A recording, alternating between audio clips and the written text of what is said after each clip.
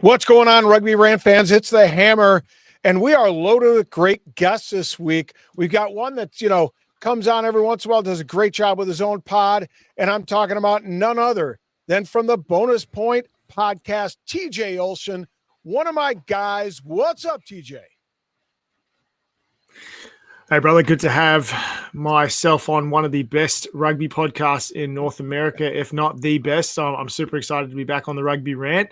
And really excited to chat more about our upcoming topics. But had to wear my Rooney shirt today because we don't have Scott on the pod today. So I've got to represent in some way, shape, or form. So I'm happy to be on. I want to bring that up. Guess if you're waiting to see the big guy, the problem is his voice went bipolar. See, what happened is on Saturday, he's a Michigan fan, and Michigan got their ass kicked by, I believe, USC, if I'm not mistaken. And then his voice might have come around on Sunday because the Packers won big this weekend, and he had to give it a rest. And if there's one thing that we know Scott is known for, it's talking loud and not saying a lot. So he's giving it a rest this weekend. But we've got, like I said, two great guests. The other great guest is someone who's been on the show quite frequently, but has been very busy in her own neck of the woods, and that's Karen Gasbarino. Karen, what's going on with you? I've been so busy the last couple of years with the Canadian Classics Rugby. I do communications for the women's side, which has been growing over 6 tours now. And we just did kind of like a curtain raiser, 2 weeks in the UK. 3 different teams traveled up and down the coast and saw 2 World Cup games, including USA versus England, and then of course our girls versus Fiji. It was fantastic being over there, and it's the Classic's 30th anniversary this year, so the men had a big tour to Japan, and they're going back to Bermuda. They go every year, and so it's a really strong program, really growing strength to strength. So I've been rather busy with that. Well, geez, I mean, talk about somebody just heavily steeped in rugby right now. That's amazing. And you guys in Canada just have to be chuffed at how well the women's team performed at the World Cup. And there were some individuals that just showed their absolute brilliance in that finals match and every match leading up to it, of course. And TJ will try not to make faces or funny noises, by the way, because New Zealand got pounded. Hey, you can't go against it. I mean, like you have to give them props. I mean, honestly, you would obviously want me as a New Zealand fan to see the Black Ferns go on to try for the gold and compete against England. But hats off to a competition and a program that has been in the past self-funded, and they've gone through a whole transformation. I remember seeing a few years ago, watching them for the competition down in San Diego when they played against New Zealand and Australia. They were doing that little camp against USA as well, and how much they've transformed their program over these years. It's phenomenal. So you can hate it as much as you want as a New Zealand fan, but you can't hate it as a footy fan because, my God, they're putting people on notice. Yeah, they really did well. Of course, there are champions, and yes, there were some players that really stood out. Of course, Sophie, Asia, and to me, I really love Karen Paquin. She has done so much for the game itself. She's a phenomenal coach, but she keeps getting out of the program, and then she keeps putting her hat back in and getting back into the program. 4th World Cup, turned 38.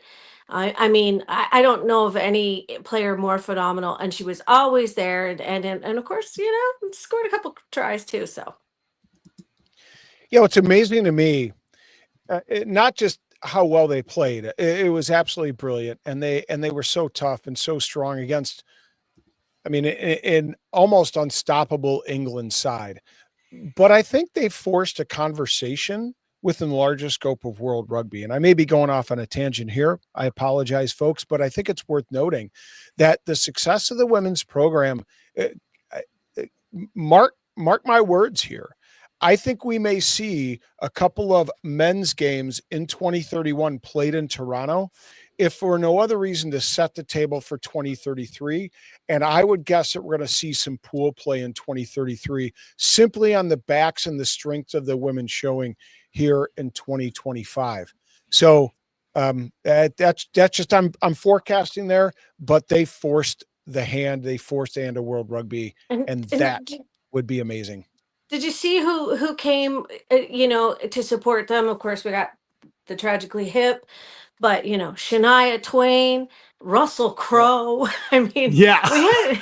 we had some pretty amazing backing, when we went into that final. 100%. So I can't wait to see what the knock-on effect of their success was in 2025 and how that transitions into 2020, 2020, it's going to be 9 and then 2033. So kudos to the Rugby Canada women. They just did such a wonderful job, and especially to Sophie DeGoody, who was absolutely phenomenal, lights out player this year. But let's, before we get too far into the episode, I want to remind everybody of this. Reggies, if you're in Chicago, join us down at Reggies. My buddy Norm Smythe is putting on the Rugby Party. There is lots of stuff happening pregame and postgame, and I know that my guy TJ is coming into town for the event. He'll be joining Scott and I on the live pod. We're set to kick that off at noon, but the doors are going to open in the morning. I'm seeing a 10 o'clock open. There's going to be music, Rugby Olympics. There's going to be wings, beer, chugging, arm wrestling, all sorts of festivities. Of course, the Rugby Rant, as I said, we're going to be jumping on.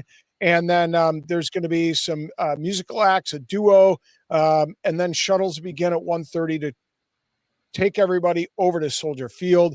The game will be on, so even if you are not in Soldier Field, you can watch it with a packed house at Reggie's and be there for the after party, which will be awesome. Surf Rock will be in the joint, and there's going to be ruggers all over the rooftop, so it should be outstanding. But check the link below and get yourself in the house so you have a good time on November 1st with TJ, Scott, and myself. And maybe Gaz will make a run down because she's so excited that she doesn't want to, leak all over the place. So I'm kidding.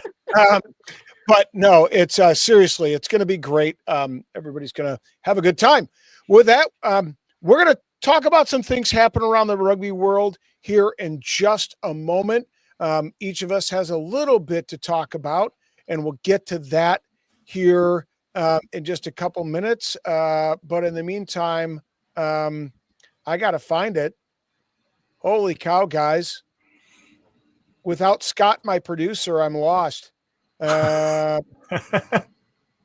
Scott, where are you when I need you? Oh, here we go. Around the pitch.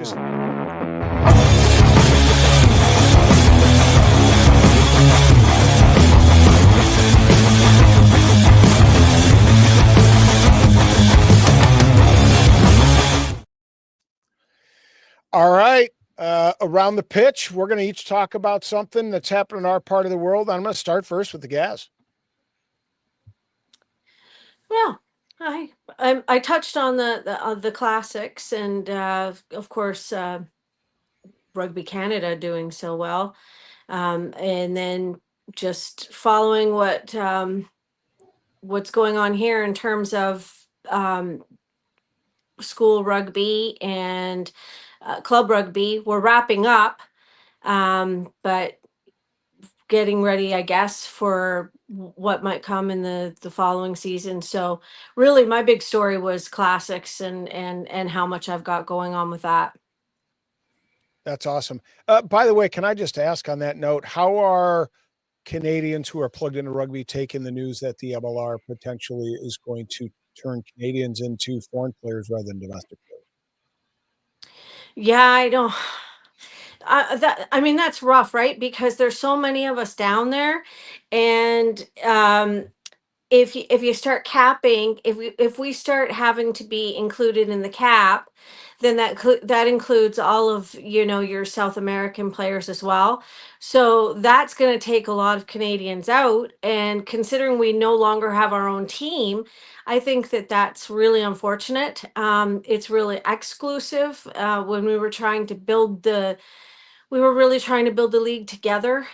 There was always still so much hope that a Canadian team would come back, but I don't know what this does, and I think right now it's just leaving such a bitter taste, really. Yeah, that's what I'm hearing. Although I got to tell you once again, I'm putting my forecaster hat on. I believe that where rugby is going to come through and support a return of a Canadian team on this, an effort to give more Canadian players an opportunity to play together that, you know, build towards a national program. But will it happen in 2026? I don't know. But I'm guessing if it does happen, it's more likely 2027. So it'll be interesting to see if that kind of forces the issue or if that's kind of part of the plan. But that aside, let's talk to TJ, who's down in that SoCal region. What's happening down in your neck of the woods? Well, it's not necessarily local news, but it's definitely something that I'm plugged into, and that is rugby going on in New Zealand. If you haven't been watching Bunnings NPC, the local provincial competition in New Zealand, they are into their semi-finals at the moment.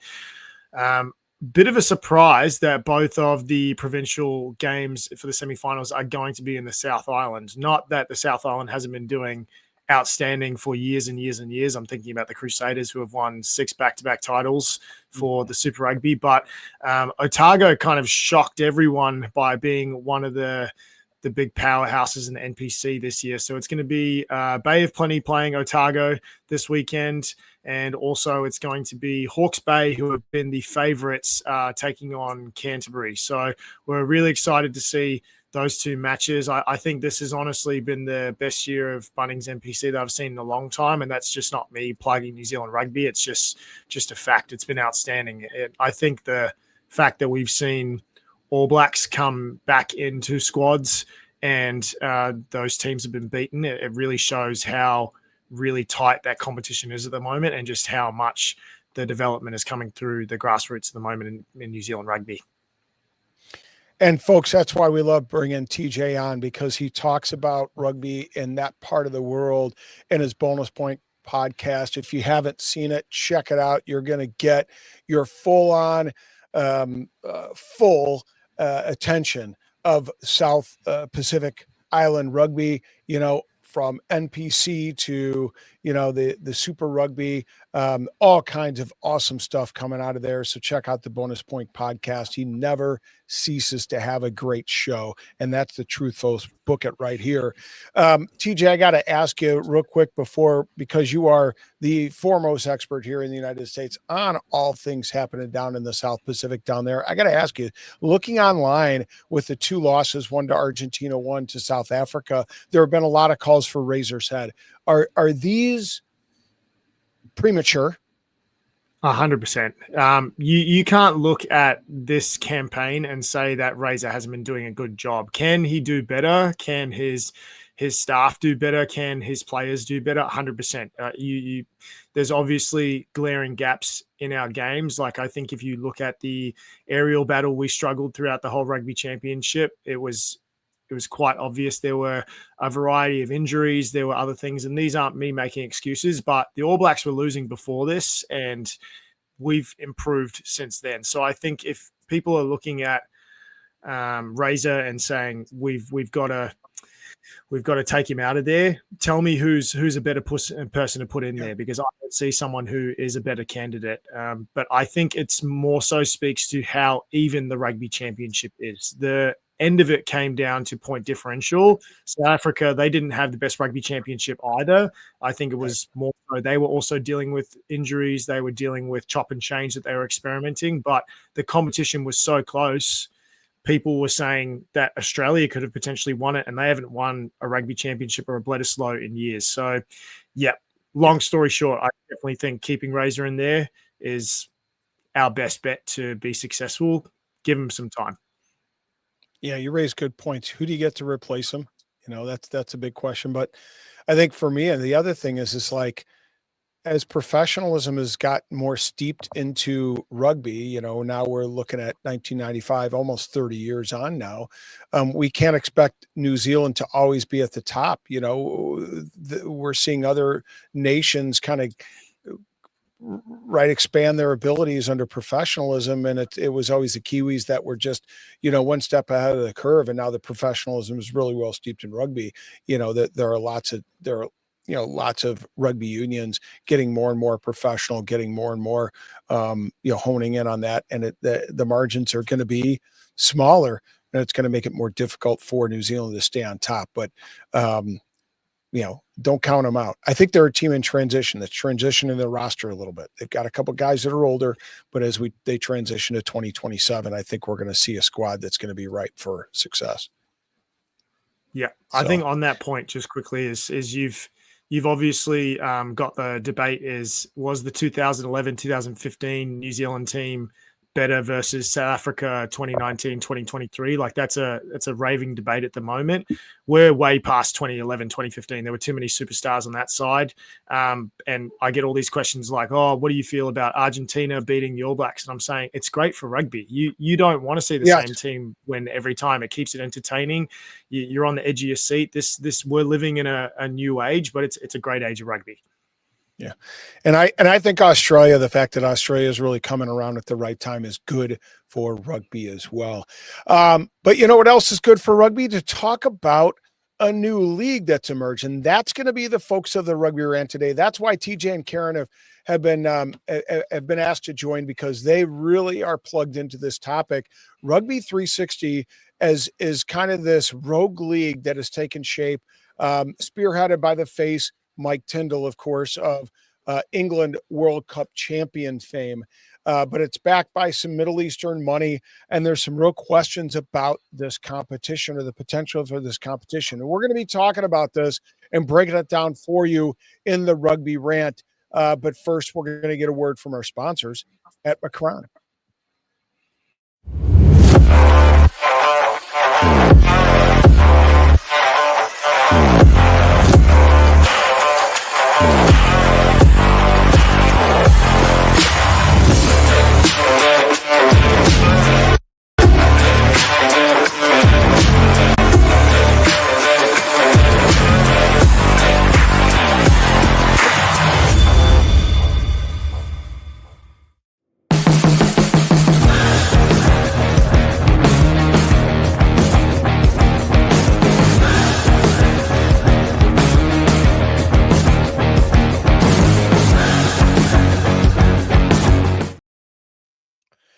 All right, so we're talking Rugby 360, and yes, I stole this, folks. Bold frontier, risky game changer. But more than that, we're going to be talking about some things that are much more specific. 3 areas that we're going to plug into right now, and that's number one.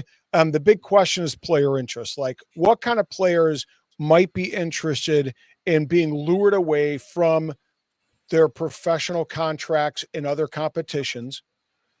Okay, so that's number one. And in with that, player welfare, because that's one of the considerations when you're talking about this new league. Some questions about player welfare have been thrown out. The other piece is marketability.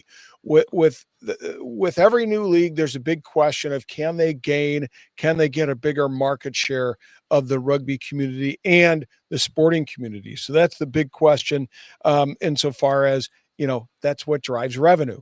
But then finally, fan interest, and that's tied to revenue, of course, because that's butts and seats. But more than that, are they going to be able to get peak fan interest and engage fans from around the world as we talk about this model? So let me just kind of sum up some important things about Rugby 360 before we move on.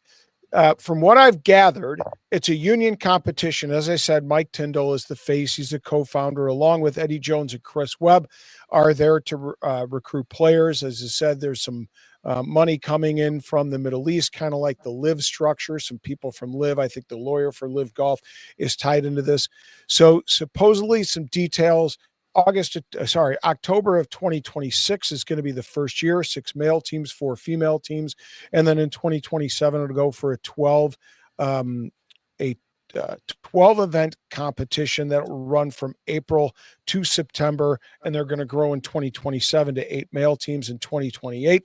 They're supposed to have 16 events that run from April, September, with, I believe, a gap for the international window. The initial teams that have been talked about are going to be from London, Miami, Tokyo, Dubai, Boston, Cape Town, Lisbon, and Madrid. It'll be registered to the UAE Rugby Football Union, that's United Arab Emirates. And there's one point that we'll bring in as players are supposedly going to own their own IP, not by a team or R360. There will be a draft in July of 2026. And this is interesting. Players will not have to reside in the franchise location, but they will be able to choose their country of residence. So those are kind of some of the skeleton structure of this league. And I'm sure that both Karen and TJ will kind of pull in elements that I've just mentioned as they talk about it. So first, let's tackle the question of players, right? And player interest and player welfare. So the big question, will this league, and I'll start with Karen, will this league be able to pull players in to make it a cornerstone league rugby? I mean, it's rugby union, but a rugby competition is probably the better way to put it in the rugby world. Well, there's a couple of things there. First of all, not if they want to play internationally. 8 out of the top 10 countries have their unions have released a joint statement saying that they have more questions than answers and that they do not back this league, that they feel like this league is counterintuitive to what rugby is trying to do in terms of its growth, and certainly that it interrupts the national window. No, it doesn't interrupt the national window, but it does interrupt competition windows, certainly Champions Cup, etc. And that it's a lot of, so far, a lot of really great bells and whistles. A lot of what you said, Rob, was really like attractive to potential players. But how much of that is it's too good to be true? That is my point number two, which is the players' unions. The RFU has come out and said, guys, I don't really think that this is something that you should consider, especially if you want to continue your international career. But also, there are a lot of questions, and player welfare is right at the top of that. What if paydays can't happen? If you look at, pro rugby, people weren't paid, players played many games and then it had to walk away. There's just so many questions, and it's such an expensive undertaking, and there's all of these kinds of guarantees being made. Mike Tyndall sat down with 200 players. Apparently, there were kind of like pre-contracts signed by these 200 players. I think it was more of a meeting. He might have had some handshakes. Nobody knows, because they're not saying anything, because a lot of the players don't want to say anything because they don't want to upset their union, and they're kind of like waiting to see what happens. But I think personally, the players that this would really appeal to the most are the ones that have basically aged out of international, or have found themselves out of favor internationally, and who aren't done yet. There's still a draw. There's still popular players. There's still star quality, so people will want to go see them. But they're no longer really even thinking in terms of international playing time anymore. So that's that's how. Yeah, and I think you raised some great points, particularly the aged out factor. Who does it appeal to? Well, if you're not going to be playing for your national team any longer, and there's money to be made, then there's obvious appeal there. But if you have an opportunity to still play for your national team, then you might be willing to sacrifice some of that money for the other things that you gain, the other monetary gains that you get from playing with your national team. And I'm curious, from your standpoint, TJ, having been both plugged into Australia and New Zealand and the United States, but in particular, the Pacific Islands and some of those players down there, is there interest from players in the South Pacific, from Australia, New Zealand, in this type of model? I think there's definitely interest, whether it is, I guess, preliminary or something that's just going to be talked about versus like actual interest, like they're ready to sacrifice their contracts and their well-being and how they support their families is a whole nother thing. I think the fact that you see the instability of professional rugby at the moment, where the club game is cash strapped, like more than a dozen professional outfits over the years have crumbled. I'm thinking of the Melbourne Rebels in Australia. I'm thinking of the Wasps out in the UK. A lot of top flight rugby programs have just crumbled underneath. So I think it's that point where people are sitting here going, where's my security? Like, this potentially could all crumble around me anyway. But I wholeheartedly agree on what Gaz was saying. I think it's when you're looking at players that are interested in this possibility, it could be crossover athletes. So people coming from potentially rugby league, potentially even American football. You've had guys in the past like Nate Ebner, who's played for the Sevens, who has also played for the Patriots. I'm thinking of Roger Tuivasa-Sheck, who had a stint in New Zealand playing for the All Blacks, and now he's back in rugby league. He's definitely on the back end of his career. Definite fringe players like a Peter Umaga Jensen, who's currently playing over in Japan, who was looked at as one of the greatest centers to play in New Zealand at one point, and he couldn't even get a sniff in the All Blacks at the moment, even if he wanted to. So there's definitely players there who don't have international, interests or opportunities to go and give that a go. But I think one example I want to utilize is that we never know what can happen and when your opportunity can come.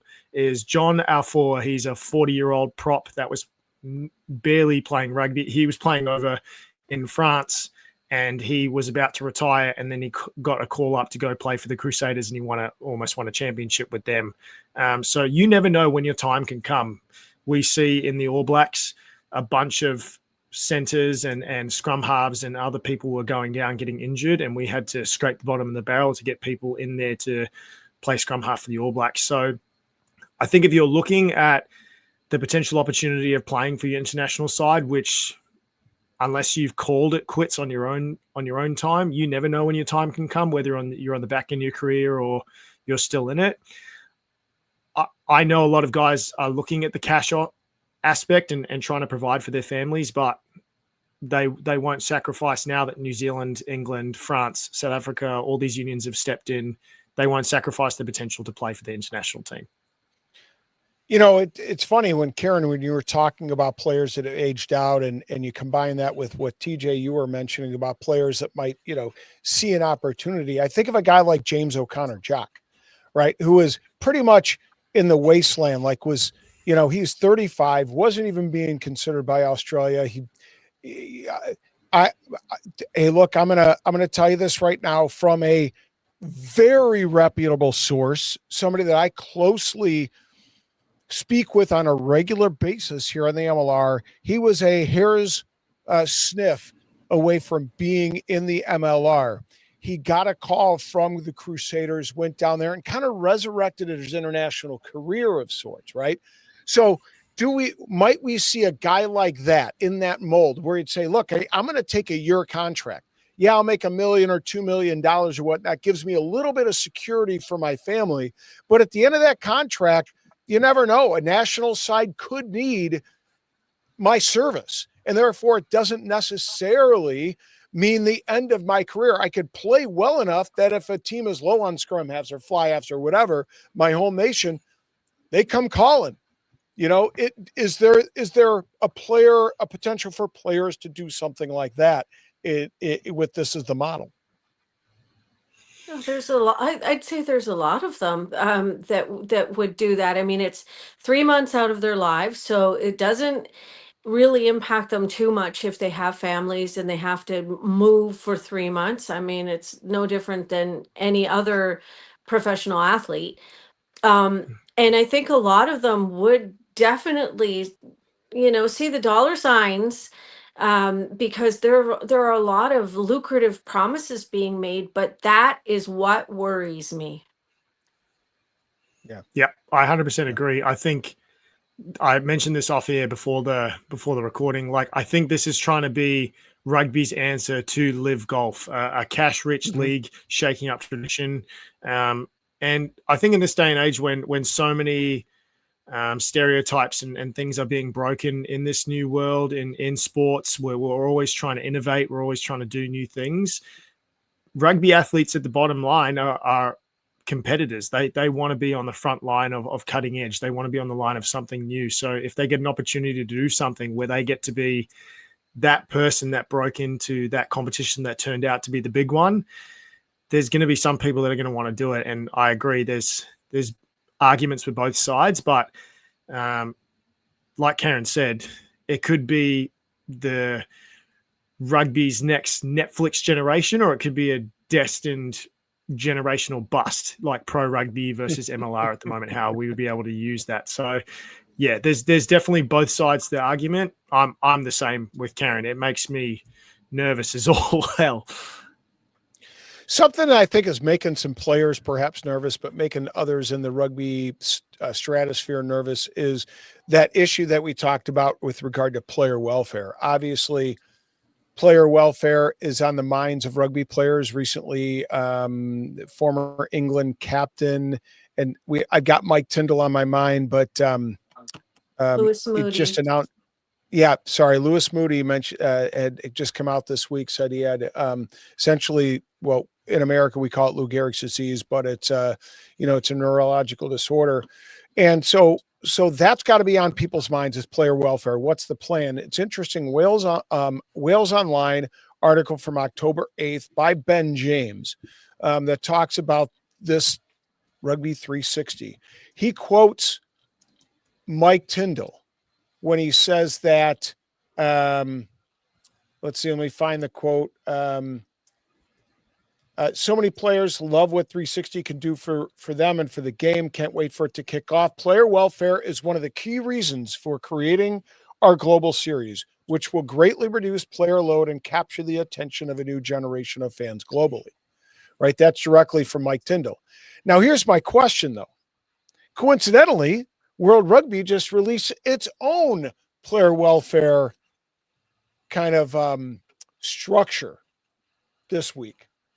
It's 30-game limit they're talking about, a limit of 6 consecutive weeks of play before a rest period, mandatory 5-week off-season break for all players, international duty breaks, at least 1 week of rest following international fixtures, a minimum of 12 weeks of no contact across the year, and then post-World Cup, a mandatory 1 week off from training after World Cup, followed by a week of non-contact training.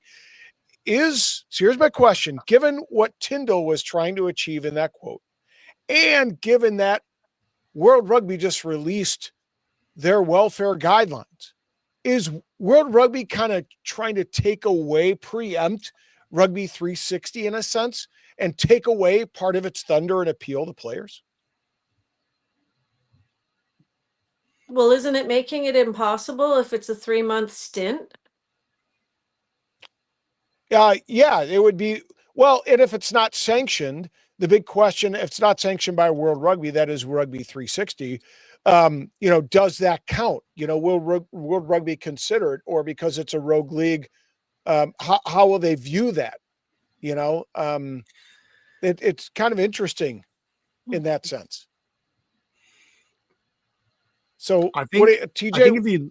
I think if you look at it, there's again two sides of the coin. So I think if you look at the 3-month stint, obviously reduced workload, so you get a little more time to yourself. You can focus on rehab, prehab, all those types of things. If you do have any niggling injuries, you can also, I think, outside of the financial security that is supposedly being offered, what I've heard is that the global exposure and the player branding that players can take opportunity from, they can take outside deals. They can utilize Rugby 360 as an opportunity to set up their next 10, 20 years, whether that be different brand opportunities, things like that they wouldn't be able to get through their provincial clubs. But on the flip side of that, the things that I like to think about that will really suffer a huge detriment is the grassroots and the pathway for grassroots. I think if you open this floodgate, we don't know what's going to happen. If we take governance out of it, if we take just a streamlined process, I've been on this podcast multiple times talking about how much I have detested in the past USA Rugby's pathway and how there's not a clear one, and it's definitely gotten better over the years. I think it's going to be very difficult to make an argument how the grassroots and those pathways won't get impacted, and the travel demands. If all these places that they're going to in this small period, they have to travel all over, it's going to be pretty tough for the player welfare to be, I guess, at tip top. So I think there's definitely arguments for both. And I think when you think about the financial capacity, I'm thinking about the opportunities for the women who don't necessarily get those big paychecks, who could really benefit from this. But again, there's just too many things that I look at that I just feel unsure and just uneasy about. So if World Rugby isn't going to sanction this, right? So there's all that level of red tape, let's say, that World Rugby takes care of in terms of player welfare, insurance. And so a player gets hurt and this league ends up folding. What about that player's ongoing care, where with World Rugby, it's such a massive, figurehead, you don't really have to worry about that. So, I mean, that's another kind of red flag for me. Who's going to ensure that the players are okay if something does happen, and if you have a player that's on long-term disability, for example? It's an interesting question because obviously, a player that's playing in service to the national team is going to be cared for by the union, and their insurance is provided by the union. The same holds true if they're playing, the MLR or they're playing club rugby here in the United States, or for that matter, in the NPC or whatever. They're going to be, their insurance is carried through the union, and they're going to be covered. But what we don't know is that insurance piece, which is one of the most expensive parts of running any rugby competition. Is aside from payroll, is that healthcare component, right? So that's in a year's time, this is supposed to be boots on the ground, players in grass, and they're supposed to be playing, yet we don't have that detail ironed out. So that's a fair point, Karen. TJ, you were going to add to that part of the conversation, I felt like.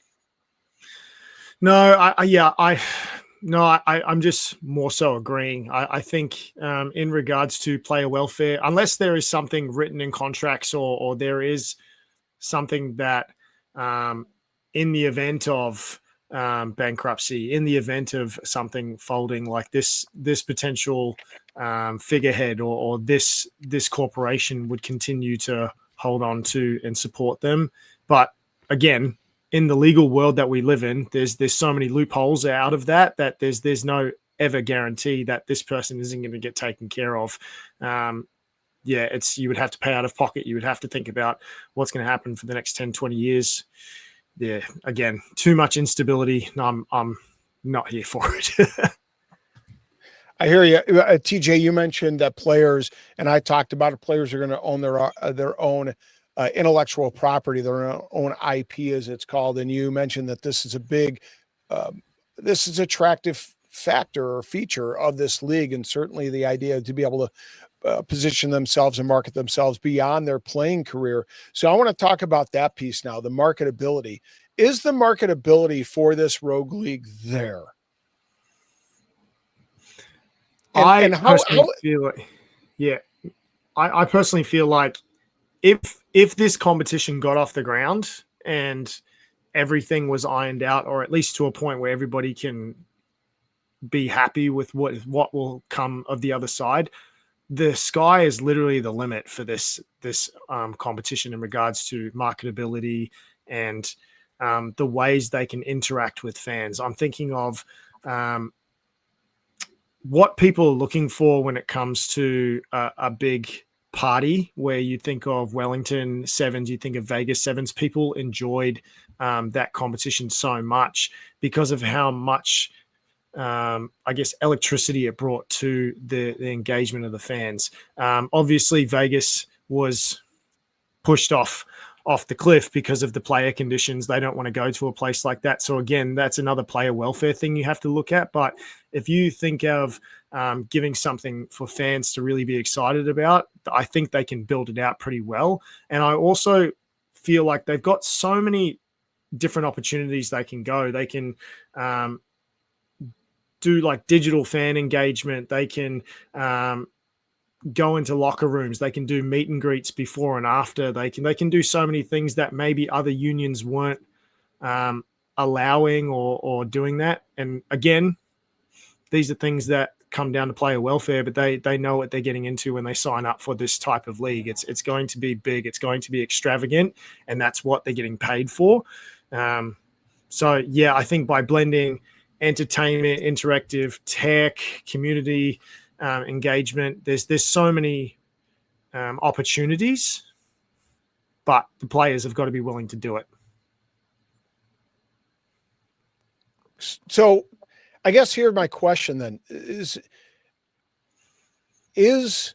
the structure of this, is it inherently built into the structure that the IP and all those pieces will fall into place? Or is this just a league that sees how to connect those pieces, TJ, much better than the old heads and all the other unions? I mean, I don't see any reason why those things can't happen within the current structures if a union is, if an organization is able to do it. I mean, just look here at the MLR. I think there are teams that do a pretty good job at connecting fans with players, and then the Hounds allow players onto the field after every game, and the players really truly enjoy meeting with fans, and they spend a lot of time doing so. There's no reason why that can't be done in other leagues. So what makes this league so different, I guess, is my question.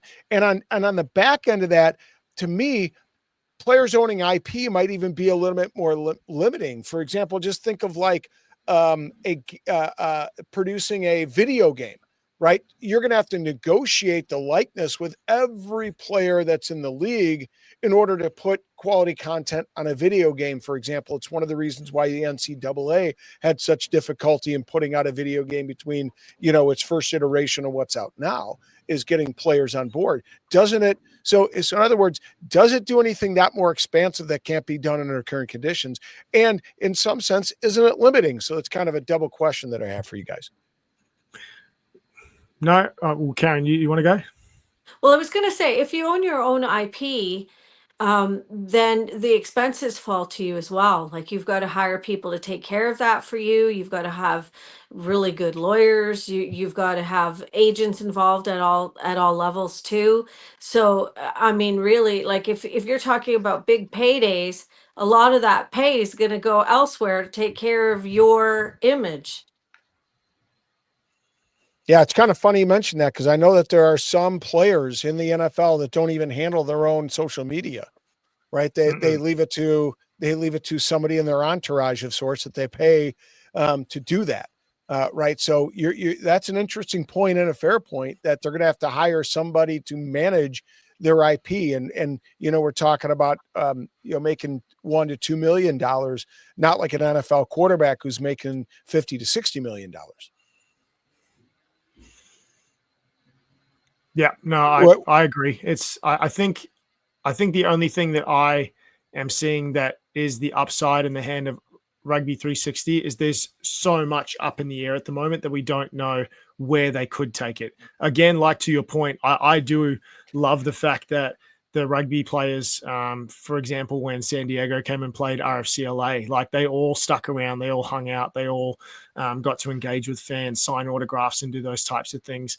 But I do see pretty glaring gaps in regards to updates, in regards to games, watchability. Are they going to be able to broadcast these games on free to air as opposed to doing it on an ESPN or something else like that? So, yeah, again, there isn't too much that I don't see that unions and clubs at the moment couldn't do to engage fans, to push the narrative that they're providing all of these things. But again, they have a lot of different people to answer to in regards to their unions, their sponsors, a lot of other things.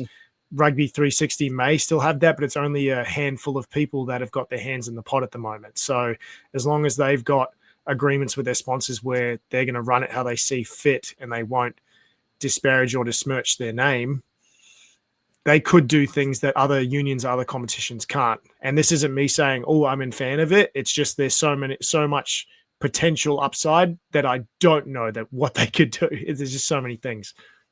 Another question that I have is about the start date.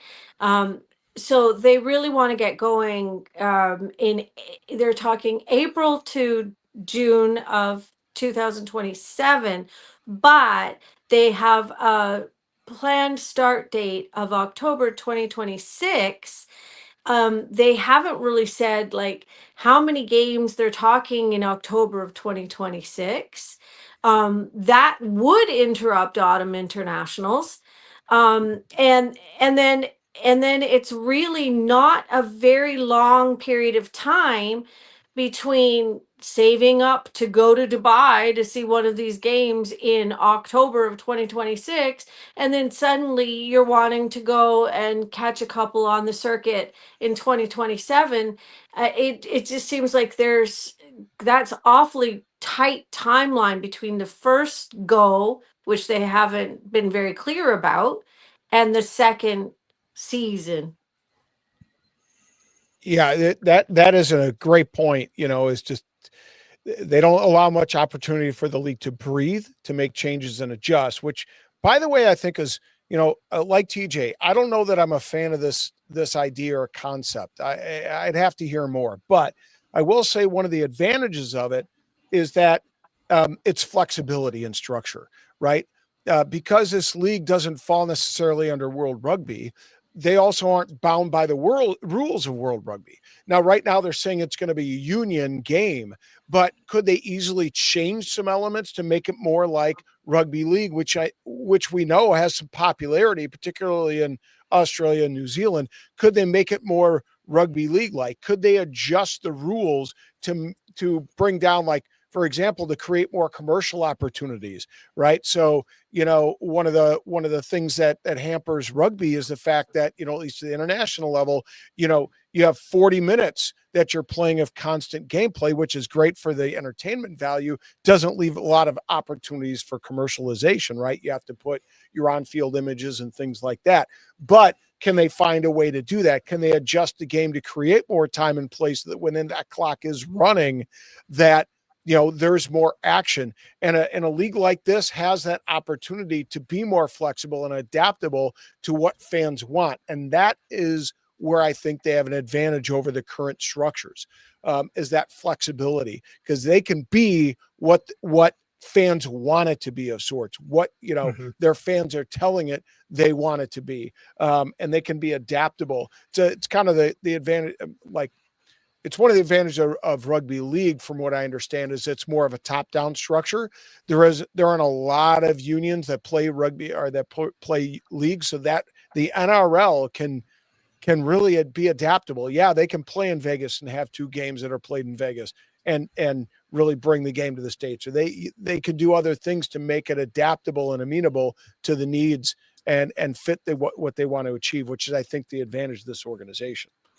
No, I agree. I think if you look at a example of Super Rugby when they introduced the 50-22 rule, it was something where people were very like, oh, this is awesome. It provides a lot more variety in the game. You have to change defensive structures to account for that, and you couldn't put that into the international window until World Rugby had implemented it and saw its success. So yeah, I definitely agree. They could alter more rules. Another example is like the MLR's 7-point try when you score under the post. Right. Like there's so many variations you could potentially add in there to make it more of a fan-centric game. Could they tailor to the like, I guess, the more novice fans and take out scrums completely? It's something where they've got so many options. I don't personally like that, even though me being a back formerly, I love seeing a good scrum and I love seeing the technicalities and screaming at the TV when I think it's one penalty, but it's actually something else. But yeah, it's something, yeah, you're 100% right, Rob. They've got this opportunity to go in so many different directions. Again, like I said, with the marketability, again, with the opportunities of how they run the event and do certain things. Sky's the limit. At the same time, you've got to be really careful because there's an awful lot of people that really do like the traditional game. And sure, do they want maybe a little bit more fanfare? Yeah, I think that we could all enjoy a little bit more fanfare. The whole festival feel at a World Cup game, you cannot replicate anywhere. And yeah, I'm all for that. But at the same time, I want to enjoy the four elements of the game that I really enjoy. I don't want any of those taken away, and I would balk at that. And you'd have an awful lot of old timers balking at it as well. And really, if you're talking about a festival atmosphere and you're talking about touring to go and probably people going in groups and wearing the group costumes and bringing in some of that sevens element, you're talking about people that have money, and if you're going to change all the rules, you're going to eliminate all the people that have money. Yeah.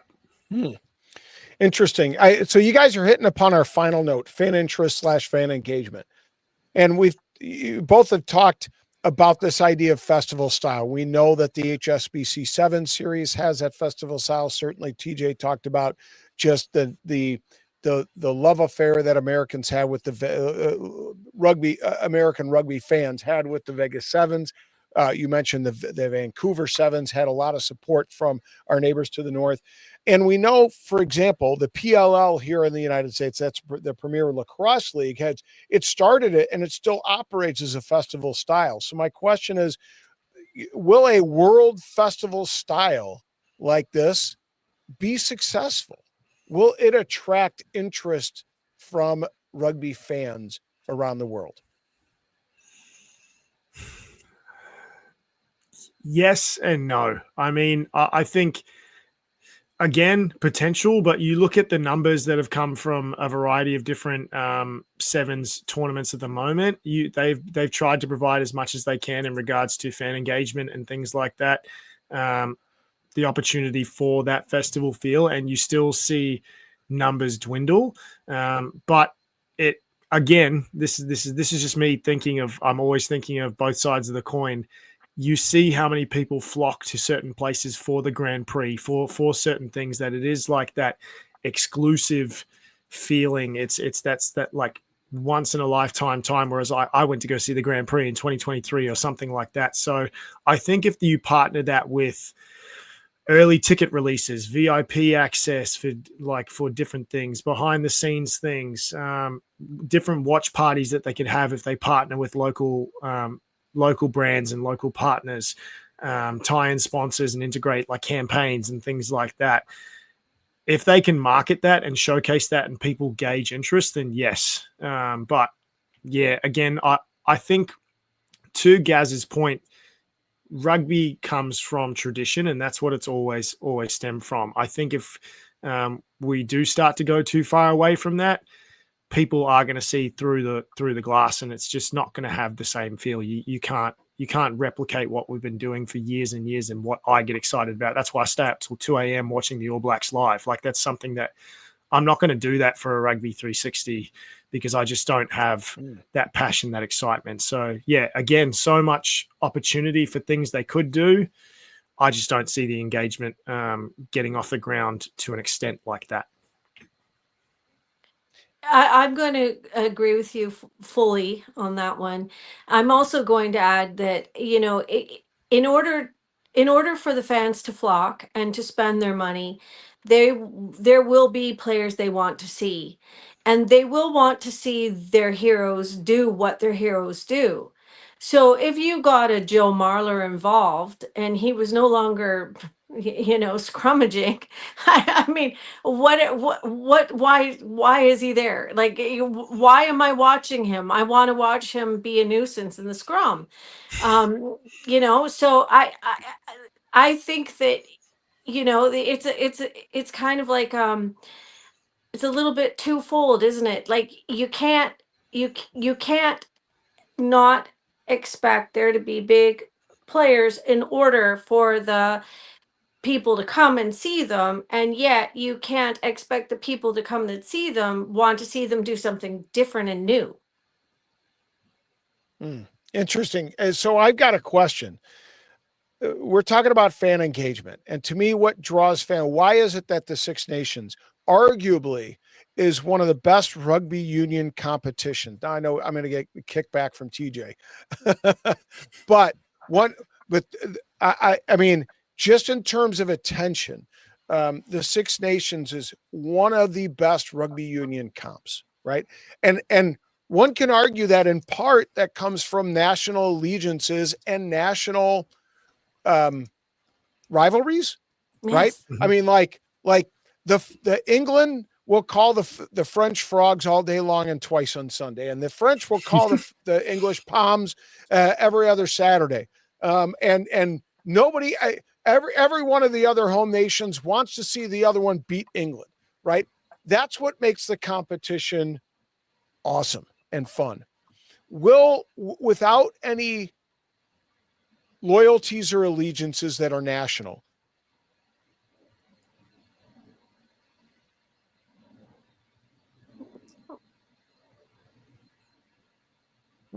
where'd I go? Will fans lose that connection? Yes, they will. Yeah. And therefore, what will be the connection that will draw fans into this league? There's not much. I mean, I think the only thing that you could think of, well, I could think of, is like something like you're helping support and boost the local economy of these places going, which a lot of these places that they're going to are pretty well off already. I mean, you're looking at Dubai, you're looking at Monaco, like that for me would be the only reason where I would sit there and go, okay, I would go to a certain place, or I would go and do something if it was able to help the community, because we are a community-based game. We want to get around and we want to help people. We want to drive the game as well. And if it is done through the right ways and initiatives, then yeah. But yeah, to your point and to Karen's point multiple times, it's like it's embedded so deeply in rugby culture, in these certain competitions where even me, like you said, Rob, not my favorite competition to watch because I'm a rugby championship man through and through. And even though I don't believe the Netflix documentary was done the best it could, I'm still sitting there thinking about the Italy match of them talking about like they get to beat this team for the first time in how many years because they toiled and they pulled their community together. They pulled their rugby program together and they were able to get on top of that team. We have no allegiances. We have nothing that we can pull from that really has that history, that heart that we can go from. Could it be replicated and then we could become fans of those leagues? Yeah, potentially. Everything has that potential. But yeah, I just don't see, if you put them next to each other, it's not apples and apples. It's apples and oranges. Yeah, like There they've would have talked to about. be. Sorry, Rob. Go ahead. I was going to say there'd have to be a lot of creativity involved. They'd have to like write the script, wouldn't they? They'd have to create rivalries. They'd have to create cups. You know, these two teams are going for this cup, and these two players, they spent, 20 years bashing each other on the pitch, and now they're head to head, and they'd have to really play that up. And I'm sure with the money that's involved, and Mhm. Tyndall's no dummy. I mean, and he's been around the game his whole entire life. I'm sure that they will create these things, but I don't want disingenuous. I want the genuine article, and I want the McCormick Cup. Like that's what I want. Like, um, I don't want something that yeah, I that is manufactured. I think Karen's thrown a really it's a saying back home. It's a spanner in the works, like a wrench in the works. I think um, if this is kind of the thing that I'm thinking about, if we make this the WWE of rugby and then we script all the games and we market the promos and do everything, that's one reason why I'll go and watch it. If you can, even though you know it's fake, you still have fans coming back and you watch these things because the the cliffhangers and the moments are so good. You sit there and go, how Because can I not watch that? I can't wait to watch Joe Marler slap somebody across the scrum before the engagement. Mate, you would go and watch that. I swear. Come on. Like that would be insane. So I mean, Karen, get on the horn and tell them, be like, if they want to make it happen, the first couple of years it's got to be all scripted WWE style where they go in there and they get it all done. Honestly, WWE came into my head. Honestly, I was thinking that. I was totally thinking Hulk Hogan off the ropes. Like, it's like, but that's just not for me. I mean, I would just giant eye roll the whole time. Like, whatever. Yeah, I got to tell you, never was really in, and I did actual school wrestling, like folk style wrestling when I was a kid, and I never had the appeal, and still have never had the appeal to WWE. So it wasn't like I didn't transition well as a fan from that type, from one style of wrestling to the other. But I got to ask you more specifically. There's been, and this is kind of the last question before we close it out. Boston and Miami have been discussed as two cities that can be involved. I mentioned that at the top of the discussion. Is this a reality? I mean, do we really think that? I mean, there's the only country that'll have two, according to what's been reported, two cities involved. Do we really expect it to be sustainable, to these two cities to be sustainable, and supported by American rugby fans? I don't reckon. It's going to be tough. I mean, those are, I think if we're talking about seeing through the looking glass and seeing through bullcrap, pardon my French, like those Boston fans aren't going to get behind like another league. They're like, you can see how passionate their fan base is over there. They're through and through. They'll travel all the way across the country just to scream at LA fans, and I've seen it point blank. It's going to happen. But yeah, I mean, if you get another team in there, maybe, but I don't see it. If those are the two towns, those are not places where I'm going to sit there and see the fan engagement. I think that the MLR is, struggling a tiny bit. And I mean, just in the last week, so many of the teams, the MLR itself has released these statements to say, hey guys, we're not going anywhere. We're holding fast. There will be growth. Hang tight and watch it happen. But if you water it down and you start introducing something new, it isn't gonna be as good, right? Like, who wants watered down Coke? Nobody, right? So you just like, I don't know. I don't. You can clearly see I'm not. I like Mike Tyndall. And I like Stuart Hooper. I don't like this. Yeah. And I just, Boston and Miami. You're right, TJ. I don't see the Free Jacks fans have a great fan base there. They have one of the best in the league, arguably, and they'll go to the mattresses for the Free Jacks. I don't foresee many of those fans transitioning to this new league. Miami, not so sure about it. I think Miami has an advantage. That's a destination. People might go to Miami just simply because it's Miami and they want to experience that town and that community. But are there people that support a Miami team because it's Miami? I don't know. It's more of a transient. It's more of a transient community. It's kind of like Vegas, right? Is that you're going to get, like, in the NFL, there were more Chicago Bears fans that attended that Vegas Chicago game than there were necessarily Vegas fans.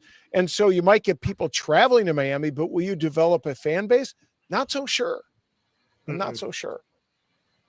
So, but hey, guys, I think this is an interesting element. If anything, for me, this league, one of the things let me phrase this the right way. One of the things that bonds communities together is a threat. Any type of external threat has the ability to unify people in a group, right? And there's 9/11 did that for the United States, for members of the United States and the whole of Western community. World War II, the threat of Nazism brought many Western cultures together to fight against that threat of Nazism, right? And I think the threat of this rogue rebel organization might cause the community of World Rugby to come together and kind of become a little bit better, to get itself a little bit better organized. That might be the knock-on effect here. I'm not sure. I'm not sure if this has legs. I'm not sure if it's going to have the sustainability and going to be able to pay out players beyond a season or two, but it might just have the impact of causing us to do what we do better. And quite frankly, I think that's happened with the MLR. The fact that it had to consolidate, we're seeing teams, and we're seeing with this last announcement that Karen talked about, that last announcement caused the owners that are in to sharpen their stone a little bit more. And maybe that's what happens with World Rugby. It says we have to sharpen our stone a little bit more. We have to become better at what we do. Otherwise, this external threat might make a go and make a run. I don't know. So it remains to be seen. It'll be interesting to see what developments come out of the next 3 to 6 months to see where this league goes, to see if it has any legs. Obviously, Middle Eastern money can at least make a go of something in the short term, but will it have the long-term legs to really change things in rugby as Tyndall foresees it? That's the big question that remains to be seen. So, TJ, Karen, I appreciate you guys joining tonight and talking about Rugby 360. It should be interesting. And as we get closer to the MLR season, you guys are both welcome to return and talk about it. Of course, fans tune in to the Rugby Rant on November 1st. TJ will be making an appearance here in Chicago, and we look forward to it. Scott, TJ, and the Hammer will be in the same place at the same time. So we will not be an AI product by any stretch of the imagination. Anybody who's there will be able to verify that. So with that, folks, again, we're trying to grow rugby one fan at a time, and we do that by engaging fans like TJ, like Karen, in what we do. And I want to thank both of you for joining the Rugby Rant this evening. Thanks very much for having me, Hammer. Yeah, thanks, Rob. No, always a pleasure to be on, mate. I can't wait to see what is next post November 1st, because we know we're going to have a cracker of a time. It's let's see if we all make it out of there. I look forward to the photos. Yeah. Yeah, it'll be an absolute great time. And if you're in the Chicago for that weekend, come join us down at Reggies. There's going to be a lot of fun to be had all over this town. It should be an absolute cracker of a time. But with that, the Rugby Rant, we'll see you next week. This has been episode 223 of the Rugby Rant, and we will see everybody at the next.